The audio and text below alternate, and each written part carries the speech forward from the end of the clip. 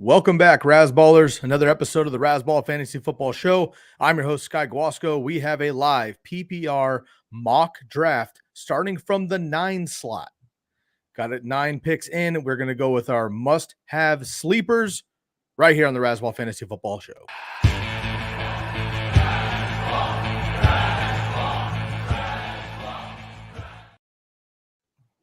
Welcome back to the program, everybody. Once again, I'm your host, Sky Guasco. You can find me on Twitter at SKYGUASCO. My man, Bobby Lamarco, sitting in the co-host slot today. Bob, how we feeling? Not too bad, man. July 4th is behind us, and that kicks off the legit fantasy football season. Absolutely agree. Certainly draft season at minimum. How many dynasty drafts have you been a part of so far? One. Just one. Not bad. Not bad. Keeping it under wraps. I had to limit it. I went broke like 2 years ago, and honestly, it was pointless. Half the leagues I couldn't keep up with, especially with the site. No, thank you. So I've limited my amount of teams, but yes, it's coming soon though. The big wave's coming soon.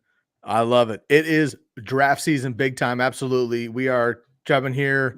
It is late week, so we have kicked up our mock draft Monday to mock draft Thursday this week, of course, because of the holiday and everything else going on. So glad you are with us. And we are starting a unique episode today. We're looking for deeper draft gold mines. If you have been following us for the last 3 weeks, we have gone from the 4 slot, the 8 slot, the 12 slot, and a 12-team PPR mock drafts. We've done 3 different mock drafts in different parts of the drafting position, so you can get an idea of exactly what it might look like should you be in those positions come draft day.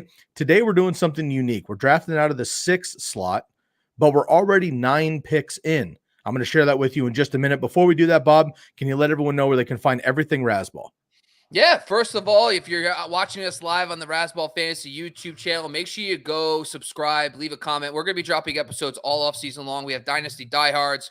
We have, Jacob Charnot on the Hard Count Fantasy. We also have Shall We Football. We have so many new podcasts now on the network. We're excited about all those. Me and Sky doing mock drafts. Me and Ben doing our rankings episodes. So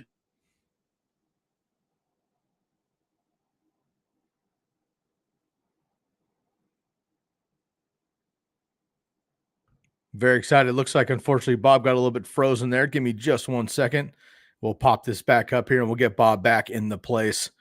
All right. As he had mentioned, you can find everything Razball at Razball Fantasy on Twitter and all the social medias. You can also catch everybody and all of the great writers on Razball.com. Let's bring Bob back. Bob, you back with us? Yeah. Sorry. Looks like I lost my internet. There we go. No worries. We're all set. We're good to go, though. You can catch all of the Razball writers for free on the Razball.com. You can also catch us, of course, on the podcast. I mention that all the time. I'm on the go constantly. I'm driving and walking my dog. I'm mowing my lawn, doing what I got to do. Catch it on the podcast as well. All of our episodes are repurposed. Much looking forward to it. It is draft season. We're getting into it. As I had mentioned already at the top of the show, Bob and I have already kind of had some fun here. We have already gotten in 9 picks, so 8 picks technically. We're in the 9th round already. So let's go ahead and share that with you. Really quick on the screen, of course, the podcasters here will just have to kind of take our word for it, but those of you on the YouTube channel can follow along. Per usual, we're using the Fantasy Pros Draft Wizard, not a sponsor, just a great tool for everyone to use. We have the paid subscription, so we do have specialty tools that we're able to use that I'll talk through. You can also use this for mock drafts on a free version, but we choose to use the paid version, and I much encourage that should you be able to do so. If not, you're still able to set your settings and do some mock drafts. Bob, I'm going to roll through our team here that we kind of picked at a whim. We just kind of blasted through it to get some names on the board, but maybe some of these decisions of guys that we had picked earlier manipulate some of our decisions in the back half of our draft when we're finding our sleepers. I'm going to ask you your approach on sleepers in just a second, but before we do that, here is our list so far. We have Joe Burrow as our quarterback. We have Saquon Barkley and Derrick Henry as our running backs. Chris Olave, Deebo Samuel, and Brandon Cooks as our wide receivers. We have Darren Waller as our tight end. And Dalvin Cook for now, kind of a cheat code, of course, grabbing him in the 7th, 8th round because he's unable to sign so far. And Alvin Kamara is kind of still floating around. It's kind of silly to pick those guys now because you think they would probably go earlier than that when it really comes to draft season. However, we've been avoiding them in previous mock drafts up until now, but it's July. Bob, we only have 2 weeks until, 2 months, I should say, until actual football here. So you're going to start running into real drafts. If you're in a real draft and Dalvin Cook and Alvin Kamara are available in the 7th, 8th, 9th round, I give you full permission to jump on that as your running back 3 or 4, or maybe hanging out in your flex position. So keep an eye there. Once again, Burrow, Barkley, Henry, Olave, Samuel, Cooks, Waller, and Dalvin Cook as our roster so far. We're looking at 6 bench players. We're focusing on deeper dives and sleepers. Bob, before we go into any names so far, what is your general approach when you're looking at sleepers in the back half of your draft? Right off the bat, you're looking at RB4, wide receiver 4, second tight end, second quarterback. How are you approaching the back half of a draft? So in this range, you kind of from a running back position, I like to. This is where ambiguous backfields kind of play in a little bit. We kind of passed up, but now we're in rounds 9 or so. So you're starting to dig a little bit deeper. The undesirable running back ones like are on the list here too that you're going to be looking at. But honestly, from my standpoint, and this is going to sound insanely ridiculous to say, but I want to know if it's practical that they have a clear path to a role without an injury. I don't want to bank on an injury. If I'm in rounds 9 through 15, the next few rounds that we're drafting, I don't want to bank on an injury for that guy to be on the field. You know, guys, for example, like Quentin Johnston, who is a stud, great kid, love him in Dynasty, all in, but he's probably going to split with Josh Palmer early in the year, and he's going to need an injury to Keenan Allen or Mike Williams to be a much effective player. So I kind of look for players more along the lines of like a Brian Robinson, or I know it sounds crazy, but Van Jefferson, who could be stepping into that number 2 role with Matthew Stafford back. So those are the kind of players I like to look at for sleepers. What about you, Sky? Yeah, I totally agree. I'm going to take a different approach here. Say we didn't go with Burrow and or Waller, and I'm just looking at tight ends and quarterbacks right now. Say we already had a 4th running back and a 4th wide receiver. We punted tight end and or quarterback all the way to the 9th round. Here's some names you might find, which, I mean, look, they're not cream of the crop, but I'd be okay with, I mean, if Deshaun Watson returns to old form after a full season without distraction. Tua, as long as he's healthy, he should be magnificent, but we just don't know how long he's going to last. Cousins could go off for 4 touchdowns and 400 any given week. Geno shocked the world last year. Aaron Rodgers, I can't imagine, got worse with better weapons. Jared Goff's come through, maybe a big bounce back from Russ. Of course, some of the rookies there. And on the tight end side, you know, David Njoku, big time upside. Dalton Schultz, new home in Houston, but limited weapons. Okonkwo, I know both of us like him a lot, kind of hiding there as the late round sleeper maybe this year. Tyler Higbee, Cole Kmet, Dulcich, Jawan Johnson, Gerald Everett. All these guys have had shines as streaming tight ends over the last couple of seasons. So they're not the top dogs. But if you have gone big time running back, big time wide receiver, you're looking at your bench positions, and now you're looking to get a quarterback or tight end, and everybody else in your league's gone that way. So you're kind of just hanging out, picking up the scraps. Honestly, there's a couple names on this list, Bob, I don't necessarily want as my tight end 1 or my quarterback 1. However, if I'm stacked at running back and wide receiver and have depth, I'd be okay with a couple of these names. So something to keep in mind here as you are mock drafting in general, just for sake of conversation, so we could focus on more of the deeper sleepers at running back and wide receiver positions instead of streaming quarterbacks and tight ends. Bob and I did go ahead and purposely choose a quarterback and a tight end in the first 7-8 picks to make sure that we had a full roster. So we're strictly looking at bench. That being said, for the remainder of the episode, we're going to be talking about running backs and wide receivers unless we get to the last pick and we're feeling somebody that's still on the board. Questions, Guy. Yes, sir. As our NFC West guy, now we talk about this a lot. Continuity. We love continuity. Now, Geno Smith, talk about continuity. All 5 of his offensive line starters are back. He's got DK, Tyler Lockett, another season with Noah Fant, and now he's got JSN. Like, why would he take a step back? Taking a step back, it's strict. First of all, it's strictly going to be, and not to mention the Rams and the Cardinals were dreadful last year and maybe got a little bit better healthy, but who knows? Niners are great, but we'll see what happens there. For me, it just is going to become regression, I guess. Down the stretch here, I'll bring up the stats. Down the stretch last year, Geno Smith was not great. In the back half of the season, he, of course, shocked everybody coming out guns a-blazing, which was great. He does have another weapon. I love that. And the run game, but banking on years and years and years and years and years of history of us knowing how good Russell Wilson was, at least, and wanting him to let Russ cook, if you will, and they just never did because they had the run game for the most part.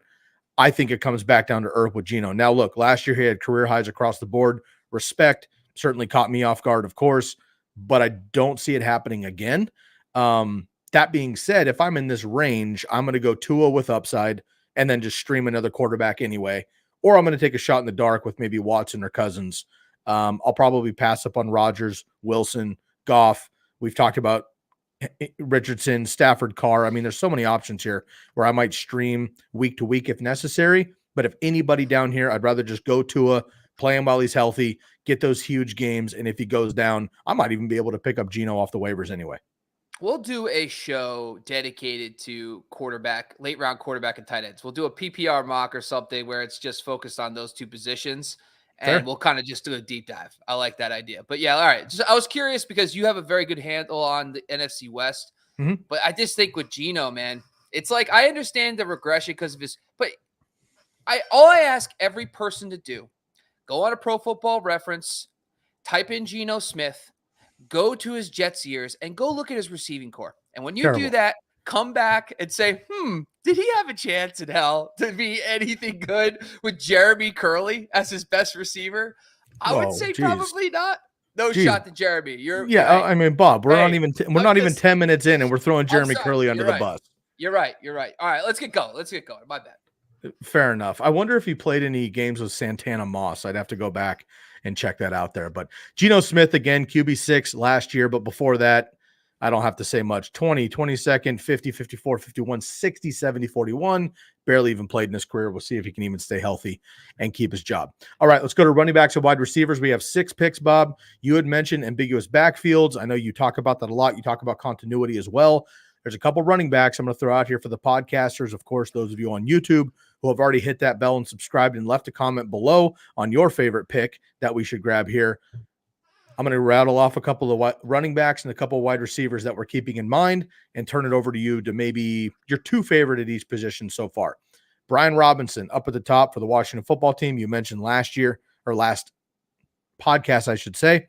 The man got shot in the leg, literally missed a few games, came back, was hard, pressed to even get some work. When he did, the dude was a truck. But you also have Antonio Gibson, of course. Khalil Herbert has been injured the last 2 seasons, but he did quite well 3 seasons ago. Samaje Perine finds a new home with the Denver Football Broncos. My boy Jamal Williams ends up probably the starter for a while with Alvin Kamara out for the first 6 games, most likely. Rashad Penny has had spurts. And then, of course, you have a couple, backups and a couple rookies there as well. Wide receiver position, the ghost of Michael Thomas might play football this year. That'd be exciting.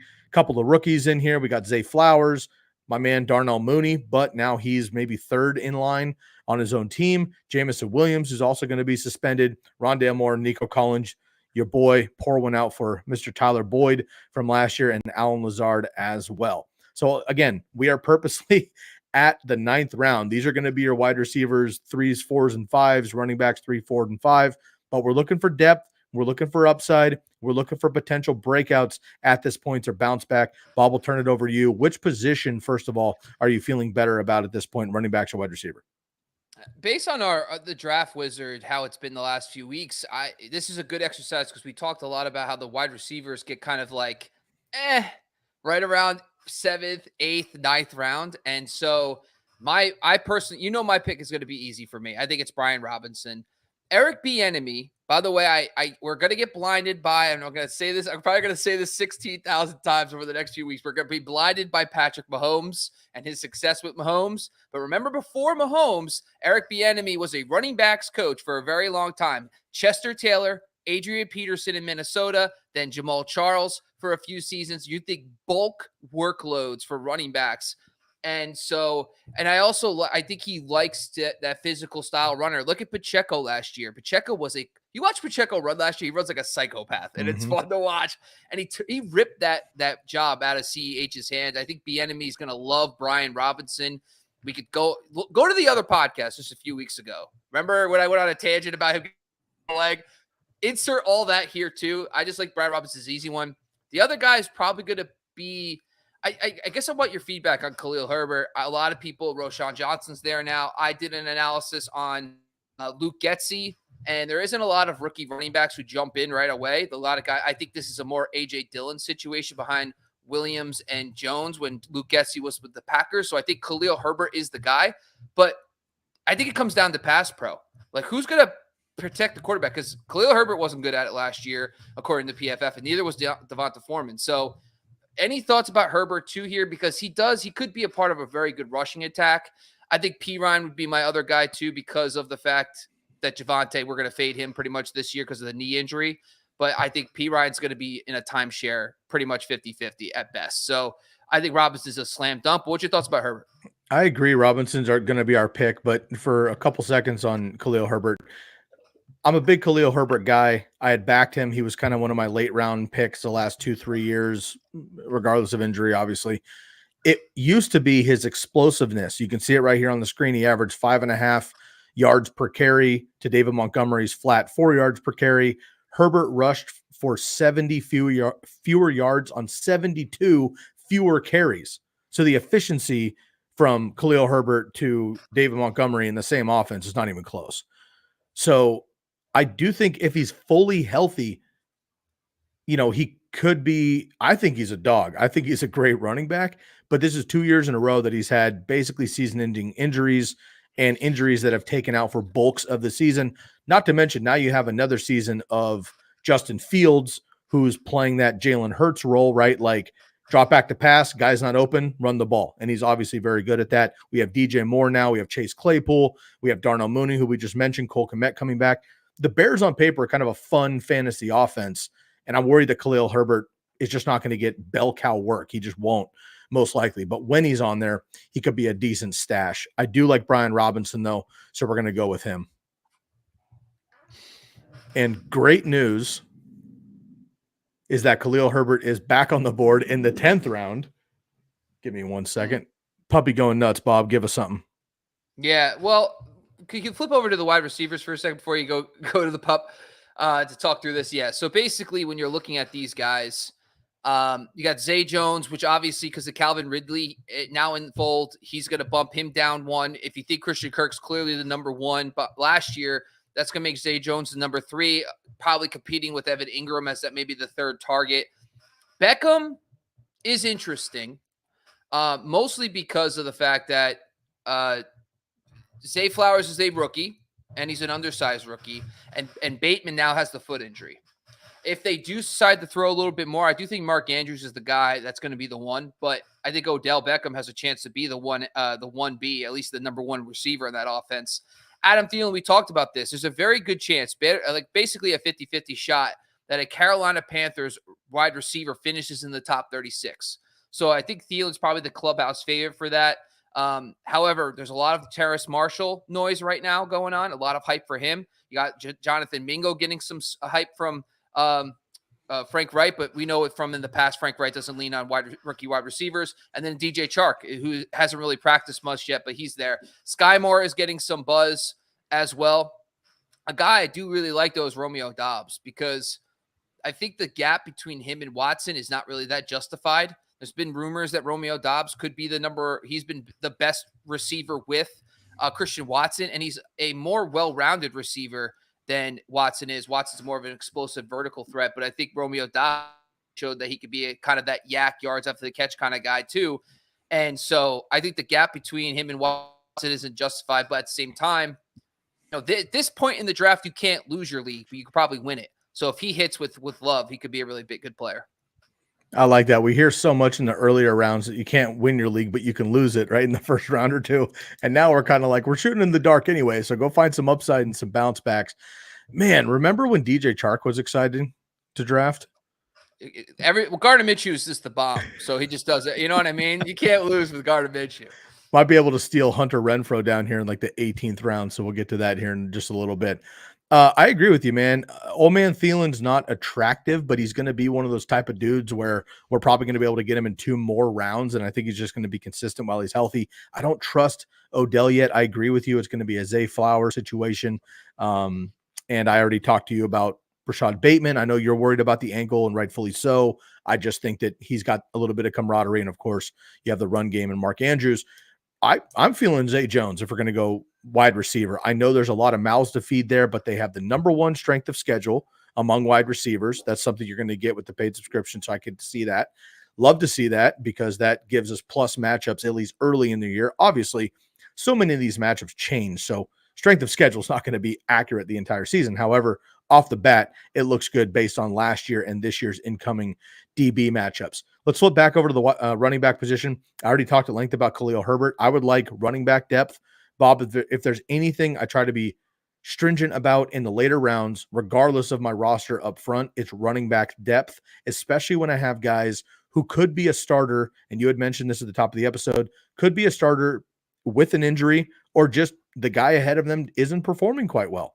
And we saw that Khalil Herbert was able to do that with David Montgomery, who wasn't terrible, but I think he creates a little bit more burst. Again, Jamal Williams, potentially the starter there right off the bat. I like that. Yeah. Jerick McKinnon, great in PPR leagues. Tyler Algier, obviously he's behind Bijan Robinson by a million miles, but I don't want to jinx it.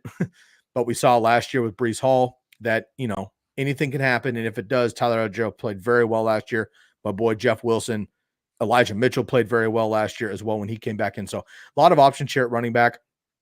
I would personally like to go Khalil Herbert only because we get more depth at the running back position. But if we go wide receiver, I would go Zay Jones personally, just because I think the upside of that offense, Frank Wright, and we have, of course, Lawrence. And I don't know who's going to be the number 2 in that offense. I think Calvin Ridley probably be number 1, but then it's going to be Kirk and Jones. And I like Jones kind of bouncing back after a couple slow years. I would be out on Jones personally. I just think that last year when you saw he got a bunch of targets, it wasn't that efficient. He was about outside the top 30 in PPR points per game with all those targets. And now you got Calvin Ridley there. He's going to get bumped down a spot. I just think that his upside last year was probably, and you're going to get upside low end wide receiver 3 numbers if he repeats. And I just don't see that with Calvin Ridley there. So I would personally not be on Zay Jones, but I would actually go back to the running backs. Listen, McKinnon last year had 9 receiving touchdowns. That is not going to happen again. He was never over like 3 in his career. However, he has a very unique role. He is a featured player in the red zone. He had 20 red zone carries last year and 0 touchdowns. So you could make an argument that's a good regression. He should be closer to 4 touchdowns when you look at how his efficiency, how many scored touchdowns versus carries in the red zone. So even though he's going to come back down to earth and receiving, but the other aspect about McKinnon that I do like is there's so much uncertainty with the receiving corps. They didn't go out and get a DeAndre Hopkins yet. They did not go out and sign a Juju even in the receiving corps. It is a lot of unknowns. If none of the, listen, Tony might be a gadget guy at best now. I mean, Sky Moore, they're hyping up a little bit, but what if he doesn't take the next step? Then you're going to lean on a 34-year-old Travis Kelce, and then you could find yourself with McKinnon being in another featured role in a PPR format. So I don't mind McKinnon at all this late. And Jamal Williams, I think is Alvin Kamara, can we just get a freaking decision already? Yeah. Because I think at this point it'd be Jamal Williams. If we know Alvin Kamara is probably going to be suspended for 6 weeks, it's probably Jamal Williams. You're probably getting an RB2 easy for the first 6 weeks of the year.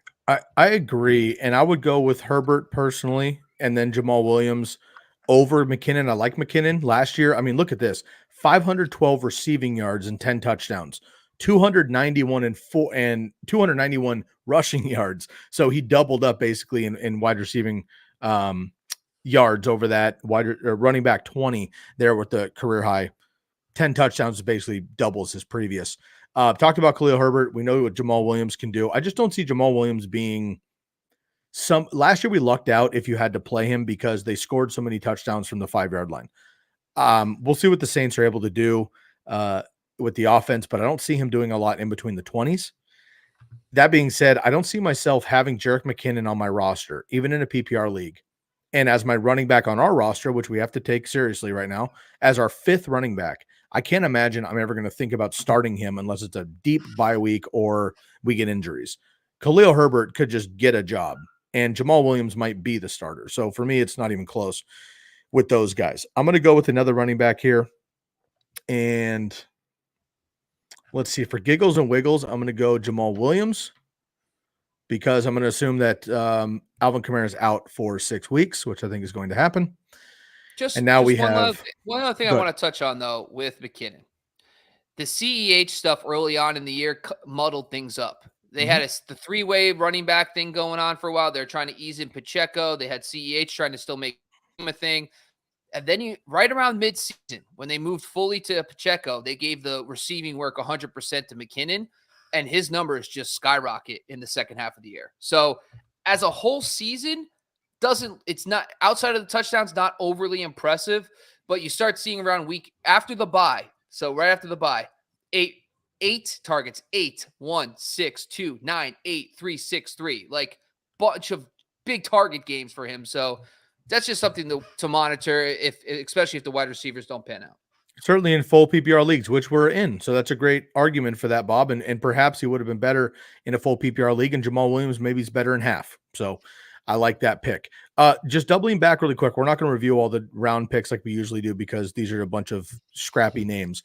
But I wanted to mention really quick here, Jeff Wilson, Elijah Mitchell, Jerick McKinnon went off 11-2, 11-3, 11-4. All three of those guys I would love to have as an alternative running back. I'm taking Jamal Williams strictly because I believe Alvin Kamara is going to miss a month and a half of the season. He becomes a starter. I like that a lot. Jeff Wilson's my dog. I've been repping him for too long. Elijah Mitchell is one carry away from becoming the starter again with CMC. And even when he came back in, he basically was 50-50, 60-40 at best, CMC over Elijah Mitchell. So there could be more of a split there than people think. And of course, we've already talked about Jerick McKinnon. All right, Bob, we have a bunch of running backs. So Devin Singletary, Algier, Mostert, Foreman, Warren, these guys don't jump off the page. So I'm just going to make an executive decision to go over to wide receiver.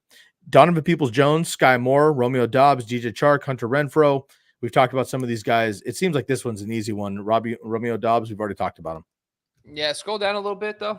What's the Yeah. Well, Wan'Dale Robinson's coming off the serious knee injury, and they also added Paris Campbell, who, by the way, I guarantee you is not on this list right now. And he's a guy I really am targeting late. I love to get Paris Campbell, especially in PPR formats. Kind of surprised about this list. Renfrow is probably going to be competing with Jacoby Myers behind, as the second target, but it doesn't seem like he loves any over Raiders. He just wants to get rid of all of them. So he's on the trade block. KJ Osborne will be competing with Jordan Addison potentially as the 3, but I don't think that's going to happen. I don't really love any of this list. I actually think there's probably later round receivers. Is there any more guys that pop up? Isaiah Hodgins. Yeah, Hodgins has been a guy that I've kind of had higher up on my list because I'm waiting to hear who becomes the one. It's starting to sound like it's Paris Campbell, though. If I'm going to take a shot on the PPR format later in drafts, it's Paris Campbell probably. So I would say it's probably easy for me. It is probably Romeo Doubs here or Sky Moore, who has been getting some camp buzz, and it's not unheard of that he could be the number 1 ahead of Tony. But I think Doubs would probably be my pick here. I totally agree. And, I know people aren't excited about Jordan Love because he's not Aaron Rodgers and the longevity of this whole thing. I get it. It's been drawn out. But there are multiple reports right now that in camp early this summer, Romeo Doubs is the number 1 in that offense for Jordan Love. Now we'll see what happens with the rest of the play out, but I do like kind of some early hype. Sky Moore is still available. DPJ also falls down. Now, Bob, something to realize. We just looked at this list. Now there's been 12 picks since we picked last. All right. We just looked at wide receivers. Pretty much every single name was here last round. We look back at the running backs, a bunch of those guys had gone, right? Zeke is still available because he doesn't have a home. Love that, right? CEH, again, kind of in the doghouse, but maybe a PPR option there. Deonta Foreman, again, don't love him, but maybe, could have an option. My boy Kenny Gainwell, who's forever disrespected. So some of these guys, but I think what we're going to notice here, though, is a lot of running back or a lot of wide receivers and tight ends had gone in that 11-12 round there as we were waiting. So something to monitor when you're doing this. If you've already got a quarterback and wide receiver or quarterback and tight end, and you're just pounding running back and wide receiver, there's a lot of depth to just keep getting names and keep getting bodies and looking for upside. Because as we know, it only takes one guy to be a huge breakout, or 2 guys or 3 guys in a particular position with your studs. Obviously, Saquon and Derrick Henry, Deebo Samuel, Dalvin Cook, if he's healthy, those guys are never coming out of our lineups. But there are bye weeks, and injuries can happen. So good to have depth there. All right. So now we have Brian Robinson, Jamal Williams, and Romeo Doubs have been our 3 bench grabs. We have 3 more picks here. We have plenty of running backs, plenty of wide receivers. I'm just going to bring it up for sake of argument, just to take a quick peek as a second quarterback, just in case we're interested. Kirk Cousins, Geno Smith, Aaron Rodgers still on the board. And as far as backup tight ends, Cole Kmet, Tyler Higbee, Dolchich, Everett are the 4 there. If we get interested, we can take another look. Running backs I've already mentioned up. Bob, how are we feeling? Yeah, can you make sure we get I want to see as much options as possible. So keep hitting the button until we get every option This is down it. there. Yeah, That's it. Oh no, I can get plenty more. Get but more. we're going Get to the, more. I want more. we're going to the More wide dumpsters. receivers. Yeah, it just seems that there's kind of like a little bit of at a certain point, I think we did a good job pulling on running backs because it gets really very thin. You're basically drafting handcuffs late. And I think that's where you can start looking at the Dalvin Cook situation. Let's say Dalvin Cook's in Miami, Devin Achane or Raheem Mostert could be a solid handcuff for him. We also have Barkley and Derrick Henry. I'm not going to really go after Tajay Spears the backup running back for the Giants is still up for grabs, but it might be Matt Breida. So I'm not worried about handcuffing there. I think I'd rather have Brian Robinson, Jamal Williams anyway. So at this list, though, guys that popped up, if you go down, a guy popped up that I really like for wide receivers, it's Van Jefferson. And I've talked about him a bunch as a late round guy.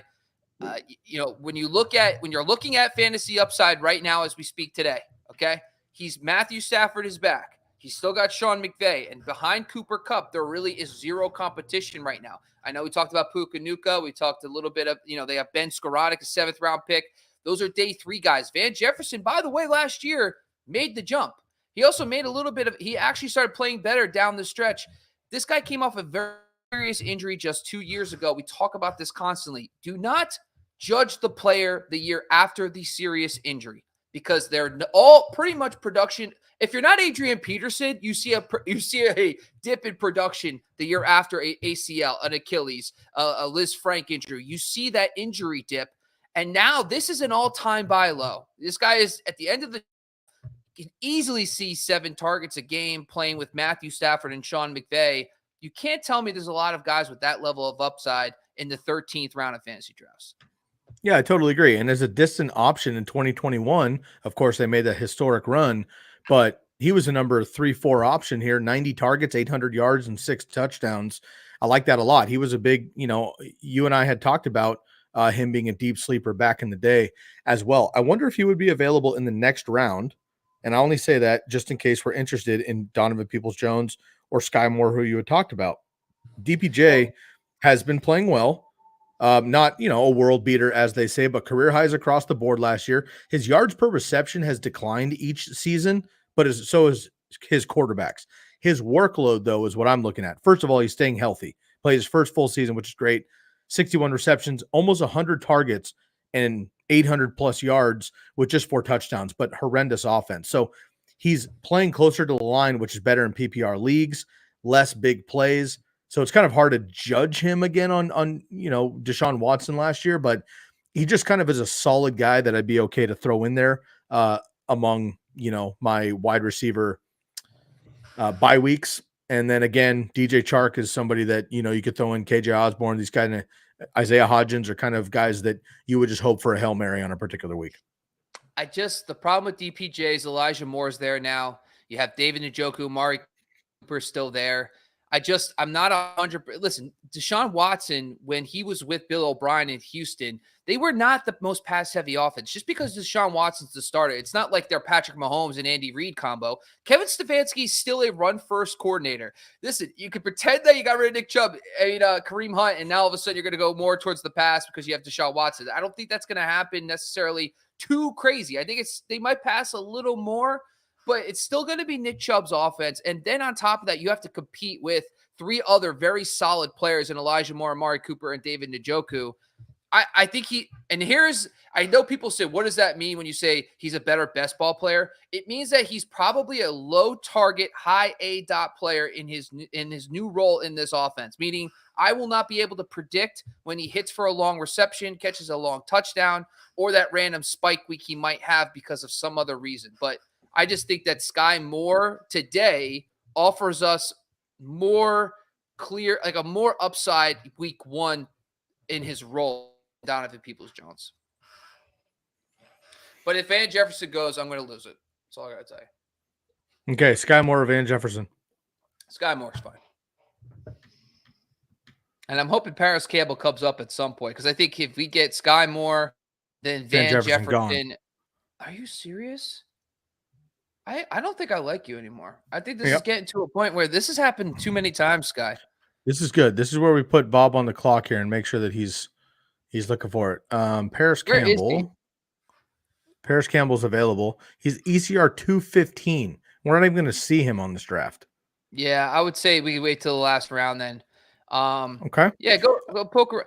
So here's another thing, right? So we have Joe Burrow and we have Darren Waller. Look at these running backs in the 13th round. Some of this might change with Zeke finding a home, Leonard Fournette finding a home, but this Cordell Patterson situation down here because Bijan's in town in Algier, this dude was the entire offense for 2 seasons. I can't imagine he just gets thrown to the bench. Kareem Hunt is probably going to find a spot as well. This is wild, dude. I mean, honestly, it's a little silly. These guys aren't who they used to be, but these are potentially, weekly top 15 running backs just for free right now in the 13th and 14th round. If you scoot over to quarterback and tight end, and I will say this, if you're not in love with any of the running backs and wide receivers, if you have deeper benches, right? If you have 5 standard benches, you probably can't do this. But once you start getting to the 6, 7, 8 range of bench spots, take a glance because a lot of people are doing the same thing we are right now. There's not a lot of quarterbacks going off the board. Every team has their single QB, one quarterback. Aaron Rodgers is sitting there. If Aaron Rodgers hits and you have Joe Burrow, that just becomes a trade asset for you. And now all of a sudden you could trade Aaron Rodgers. You probably trade Joe Burrow easily than Aaron Rodgers, especially this year. But either way, then you could go out and maybe retool your roster. If there's a high upside tight end or quarterback, it's okay to take a second one here. Like, I wouldn't mind taking a shot on Aaron Rodgers to see if it all clicks. I mean, if Garrett Wilson, Alan Lazard, they got Mecole Hardman, Corey Davis, which is solid depth at receiver. They also have a bunch of decent tight ends in Tyler Conklin, CJ Uzomah, and then of course Breece Hall. But this Aaron Rodgers could be a decent bet here if you don't feel like there's a legit wide receiver or running back that could really provide you upside this draft season, or a handcuff that you really need. Like we always talk about, the wide receiver handcuff, not always a terrible concept. Michael Gallup with Brandon Cooks, or Juwan Jennings with Deebo Samuel, because you're not going to get Brandon Ayuk there. But yeah, those are just other ideas. But thoughts, Sky, on who's left here? I like it. Just talk about the quarterbacks really quick. How sad does Russ look? I mean, just yikes, man. I kind of feel for the guy looking at that picture. Just like it's disappointing, his situation. Also, Kyler Murray, easily the smallest guy on this whole thing, except for maybe Bryce Young. But dude is just like, huge picture there. I think that's funny. Quarterbacks, I mean, we have Joe Burrow. You're right. Something also that I really like about this tool, and again, not a sponsor. This really helps me during draft season. But I'm looking at this here and it tells me the bye weeks. Well, this is in red, which tells me I have 3 players on the week 7 bye week. Okay. Doesn't matter if they're not quarterbacks, but we do have Joe Burrow, who's week 7, and Aaron Rodgers, who's week 7. If I draft him and it comes to week 7 and they're both doing well, I can't drop either one of them. I don't have a quarterback, and I'm going to have to drop somebody else to play him. So just something to consider late in the game there. Tight ends, we're going to punt. Nobody down here. Obviously, there's upside guys, but we're not going to go with that much. These running backs down here are silly. I mean, I guess I would probably. More? Can you do more or what? Let's see if someone pops up. Because there's probably someone we're forgetting. I mean, I just do want to talk about Pierre Strong, because there is some rumors that him and Ty Montgomery are fighting for that Patriots passing down back role. Mm-hmm. Okay. If you look at the history of the Patriots passing game back role, outside of James White really came to prominence when the Patriots, number one, stopped replenishing their wide receiver core, became the rise of Julian Edelman, and Gronk kept missing time with injury. Like, it's very, very rare that the running back position is a featured role in the Patriots offense when everybody's healthy, when they have plenty of weapons. They have Mike Gesicki and also Hunter Henry. They have Juju Smith-Schuster, Devontae Parker, Tyquan Thornton. They also have Kendrick Bourne, who isn't a big-time name, but he's a guy who demands targets when he's on the field. When he's forced to start, he's a decent option. He actually had a pretty good year just 2 years ago for the Patriots, but my point is, I don't think Pierre Strong, and even in a PPR format, is going to have a lot of standalone value. That being said, he could be the next man up behind Ramondre Stevenson for early down work because they don't have a lot of depth there. So something to monitor. Tajay Spears, we do have Derrick Henry. You know, if you're worried a little bit about and you want to just make sure Derrick Henry's the same guy and he doesn't get hurt, this would be our handcuff there as well. But I'm not worried about Derrick Henry. I think at this point, I'd probably be okay. Just keep loading up on wide receiver depth. Unless you see a running backs guy. I mean, there's lots of these running backs that I want on my team. I think of all four, oddly enough, I think Cordero Patterson would be the one that I would want because I think he has the best opportunity to just get touches, even if they're, obviously if you're in kick return leagues too, where you get that 25 point per 25 yards, that's kind of a sneak attack play there too. Kareem Hunt has just underwhelmed for years, and Leonard Fournette and Zeke, we know what they can do, but they don't have the burst they used to either. So some flashy names, but I agree with you. I'll go elsewhere. DPJ keeps popping off with me. I agree, man. I don't love the offense per se, but he does have some big play potential. And some of these other guys, man, KJ Osborne, Hunter Renfrow in PPR leagues, Isaiah Hodgins played really well last year. Curtis Samuel gets some carries. We know that can help wide receivers as well. And Josh Palmer, I know, is kind of a 3B at this point, but there's a lot of options. Let's see if they give us more suggestions.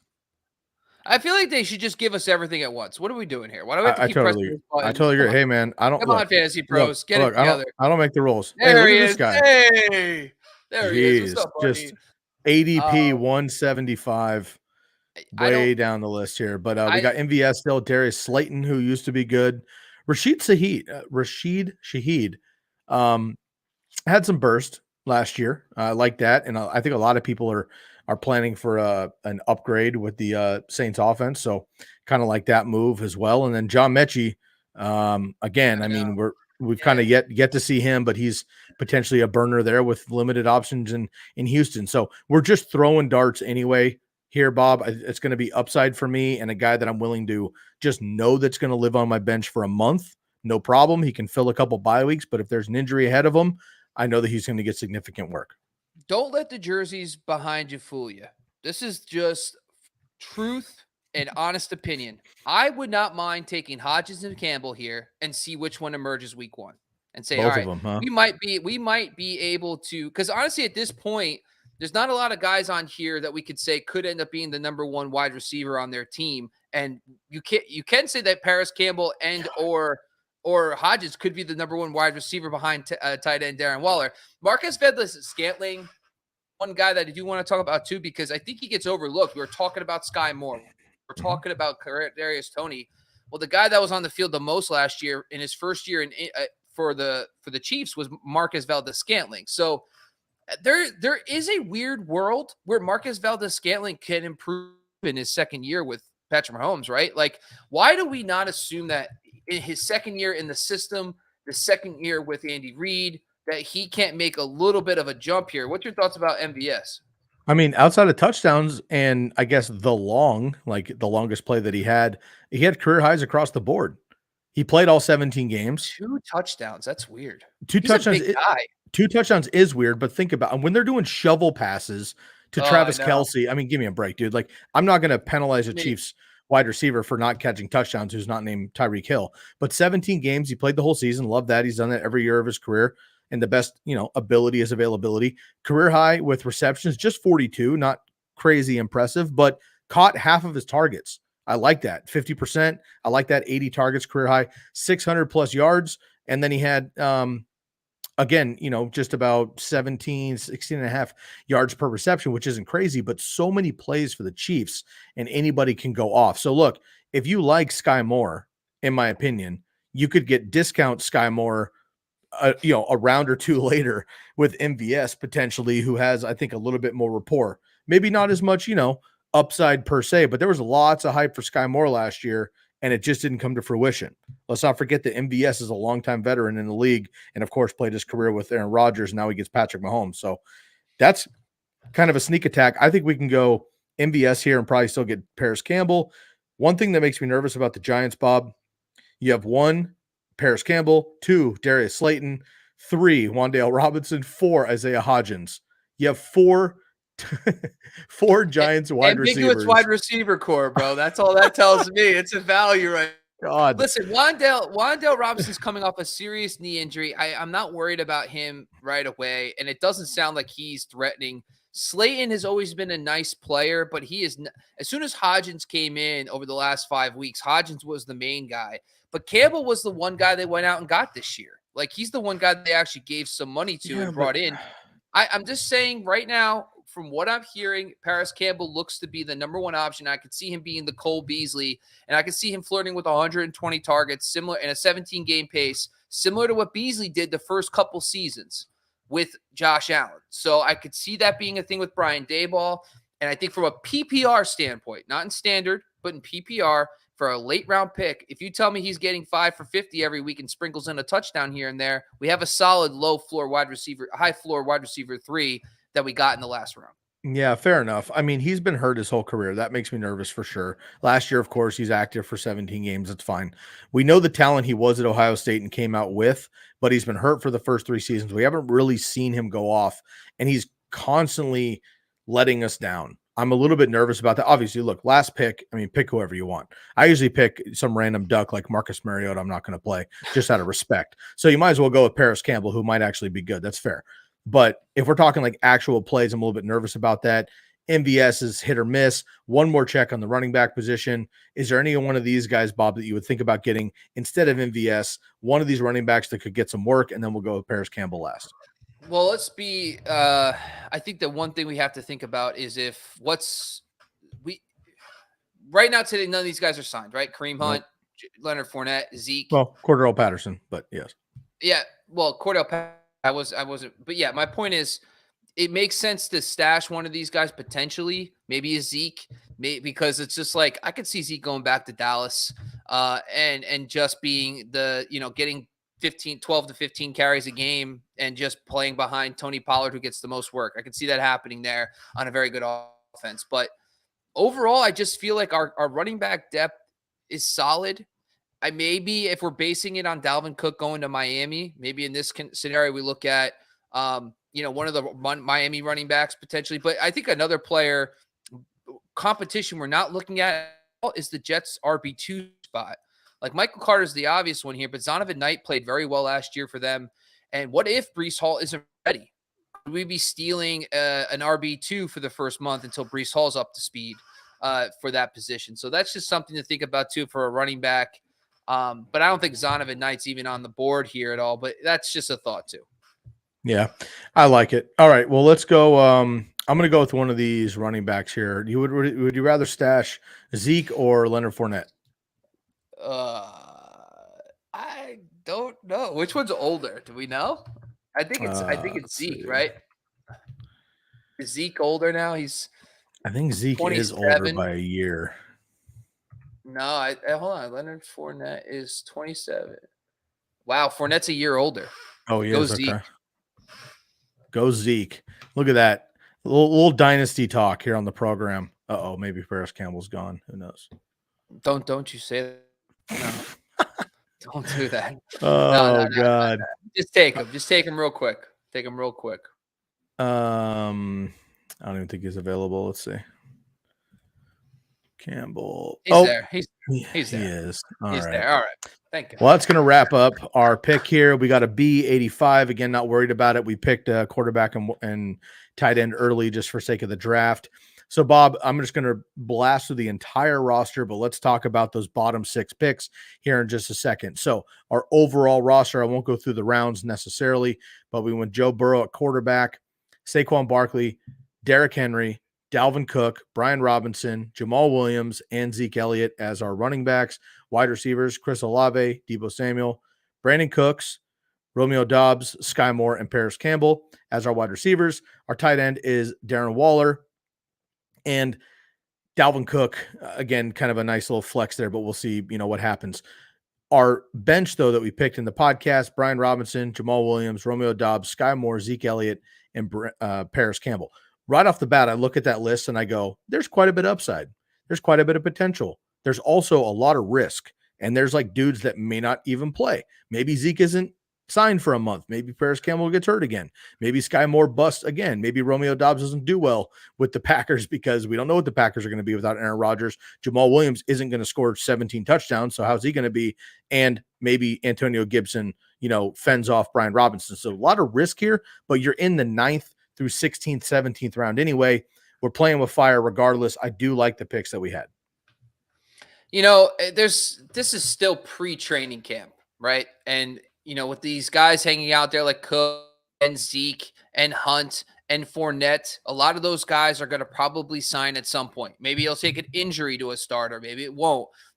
Those guys will sign. So it's really tough right now. And plus, all the information we have right now is based on shorts and a t-shirt. There wasn't a lot of, if any, padded practices so far. So we don't really know how these guys really look right now. So I think when we're kind of doing this as an exercise to see which guys we like, a lot of the content you heard today is based on potential guys who could be falling into very good workloads early. Like I talked about Van Jefferson and Paris Campbell and Sky Moore and Romeo Doubs. Based on some of the information, they have the clearest paths to starters for their offenses. Zeke Elliott could easily be the early down, grinder, and so could Dalvin Cook. If he lands with the Miami Dolphins, Dalvin Cook's not going to be there that late. He's probably going to go in the 4th, 5th round. So it's a little early. So obviously this is kind of a good exercise to get an understanding of what players are available late. But by the time we get through training camps and preseason by mid-August, late August, this late round sleepers are going to be a lot easier to identify the guys you love than you can right now. I totally agree. And Bob, just so you can sleep well tonight, last pick of this draft, Pierre Strong, going at 14-12, was not a UDFA here in our mock draft. So he did land on a squad called Waddle. All right, folks, that's going to do it for our mock draft. Again, mock draft Thursday, based on the 4th holiday. Hope everyone had a safe trip. Hope everyone is hydrating over the summer and enjoying some frosty beverages and some suntans while you can. Of course, stay safe and don't start any fires in the Northwest especially. We'll be back next week for another mock draft. Make sure you leave a comment below and let us know what type of mock draft you're feeling. We've done the basic ones. Bob brought it up earlier. Maybe we're going to designate an episode just to late round QBs and quarterbacks, or QBs and tight ends, excuse me. I do like that quite a bit. We'll do another bunch of these as we get going through the summer. As we get out of here, Bob, one more time, let everyone know where they can find everything Razzball. Yeah, if you're listening on the audio side, jump over to Razzball Fantasy YouTube channel. We'll have great episodes all off season long. If you're listening on the audio side, a video side, watching here, go jump over. We have the videos on Razzball Fantasy on Spotify and Apple Podcasts. We also have Razzball Fantasy on YouTube, IG, and TikTok.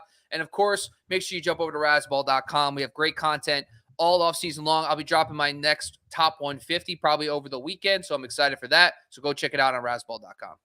I love it. You can find Bobby Lamarco on Twitter at Bobby Lamarco. You can find me as well, Sky Guasco, everything Razzball at Razzball Fantasy. We will catch you next time on the Razzball Fantasy Football Show. We are out of here.